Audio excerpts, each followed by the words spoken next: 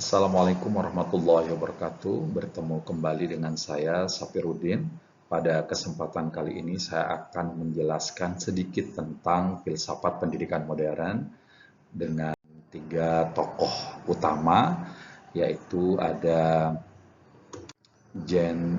Jacques Rousseau. Dengan prinsip utama pemikiran Rousseau adalah menekankan bahwa pendidikan harus mengikuti perkembangan alami anak tanpa paksaan artifisial dari masyarakat. Rousseau percaya bahwa anak-anak dilahirkan dengan kebaikan alami yang harus dipelihara bukan dibentuk paksa. Karya monumental dari Rousseau adalah Emile tahun 1762, dan ini menjadi manifesto pendidikan yang revolusioner karena di dalam buku ini menegaskan bahwa pendidikan harus disesuaikan dengan tahap pengembangan anak dari masa bayi hingga dewasa dengan penekanan pada pengalaman langsung dan eksplorasi alam. Rousseau juga berpengaruh sangat besar pada pendidikan anak usia dini dan melahirkan konsep child-centered education yang hingga kini menjadi fondasi pedagogis modern di seluruh dunia. Kemudian tokoh yang kedua adalah Johann Heinrich Pestalozzi atau biasa dipanggil Bapak Pedagogi Modern. Di dalam pemikirannya ada tiga hal penting. Yang pertama adalah tentang kepala. Kepala yang dimaksud di sini adalah pengembangan intelektual melalui pengamatan dan pemikiran kritis. Kemudian yang kedua adalah hati. Nah, hati di sini yang dimaksudkan adalah pendidikan menekankan pada pendidikan emosi, moral, dan karakter yang penuh kasih sayang.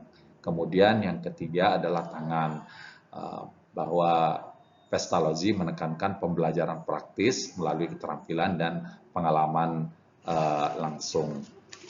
Nah, Pestalozzi juga menciptakan suasana sekolah seperti keluarga yang penuh kasih dan menolak hukuman keras dan memperlakukan setiap anak sebagai individu unik yang berharga.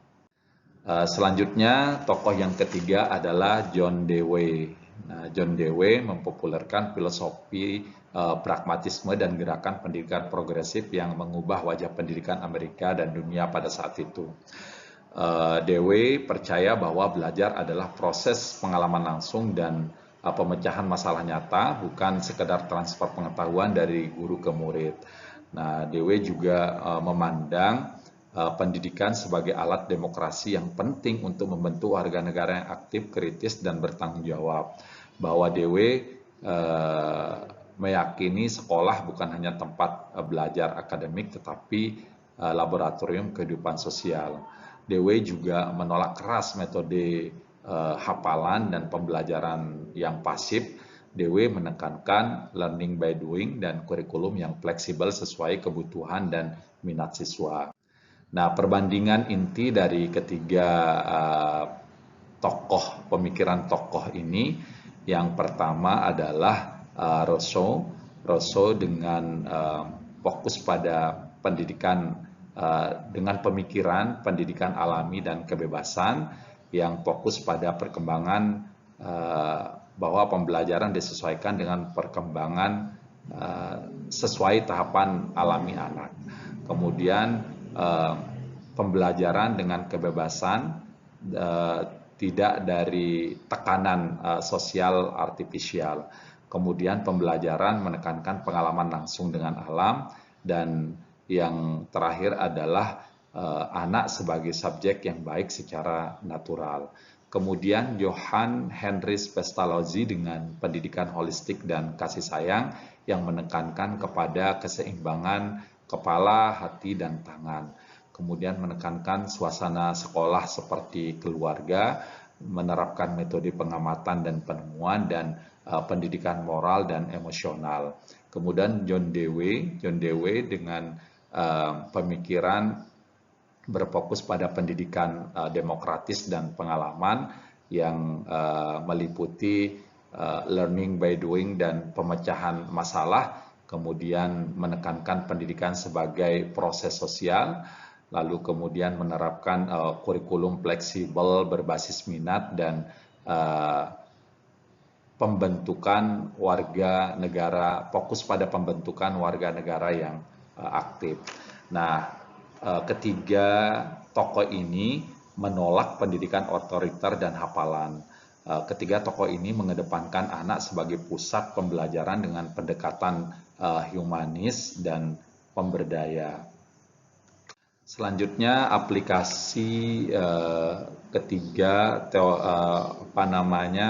aplikasi dari filsafat pendidikan modern. Yang pertama adalah pendidikan yang berpusat pada anak. Ini mengintegrasikan aspek kognitif, emosional, dan sosial dalam pembelajaran yang menghormati keunikan setiap siswa dan mengakomodasi berbagai gaya belajar. Yang kedua adalah menekankan pembelajaran aktif dan eksploratif. Nah, di dalam pembelajaran menerapkan inquiry based learning, project based learning, dan eksperimen langsung yang mendorong siswa menjadi penemu aktif pengetahuan. Di sini menekankan pembelajaran berpusat pada peserta didik. Kemudian menerapkan lingkungan belajar yang suportif. Nah, jadi menciptakan suasana inklusif yang meniru sekolah, keluarga, ala Pestalozzi dengan relasi guru siswa yang penuh empati dan saling menghormati. Dan yang keempat adalah integrasi teknologi yang bijak, menggunakan teknologi sebagai alat bantu pengalaman belajar yang memperkaya eksplorasi, bukan mengganti interaksi manusiawi dan pengalaman langsung. Kemudian tantangan dan kritik kontemporer. Yang pertama adalah tantangannya terkait dengan skala dan sistem massal. Nah, di sini kesulitan menerapkan suasana pembelajaran pola keluarga dan perhatian individual di sekolah besar dengan ratusan atau ribuan siswa dalam sistem pendidikan. Kemudian adanya kebebasan melawan kurikulum nasional. Nah, ini berisiko terhadap ketidakseimbangan antara kebebasan eksplorasi anak dengan tuntutan standar kurikulum nasional dan pencapaian akademik terukur. Kemudian yang ketiga adalah kebutuhan guru berkualitas. Nah, dengan pola ini membutuhkan guru terlatih yang mampu mengelola pembelajaran individual, sensitif terhadap kebutuhan emosional dan fasilitator yang terampil. Dan yang terakhir adalah terkait dengan adaptasi era digital. Perlu adanya adaptasi filosofi klasik dengan konteks digital, globalisasi, dan perubahan cepat abad 21 tanpa kehilangan esensi humanis. Nah, tantangan-tantangan ini menuntut kreativitas dan komitmen dari para pendidik, pembuat kebijakan, dan masyarakat untuk mewujudkan pendidikan yang sejati tanpa terjebak dalam pragmatisme sempit atau standarisasi yang kaku.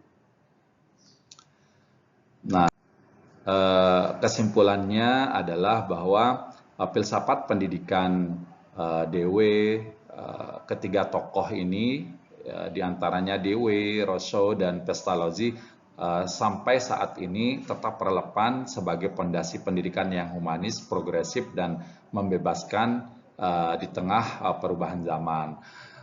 Kemudian pendidikan masa depan harus menggabungkan kebebasan, pengalaman langsung, dan kasih sayang untuk membentuk individu yang utuh, kritis, dan berkarakter. Lalu kemudian tantangan global teknologi dan kompleksitas abad 21 menuntut adaptasi kreatif tanpa kehilangan nilai-nilai dasar kemanusiaan dan keberpihakan pada anak. Demikian sedikit penjelasan tentang filsafat pendidikan modern. Mudah-mudahan ada manfaatnya. Mohon maaf jika ada kekurangan, dan saya ucapkan terima kasih. Wassalamualaikum warahmatullahi wabarakatuh.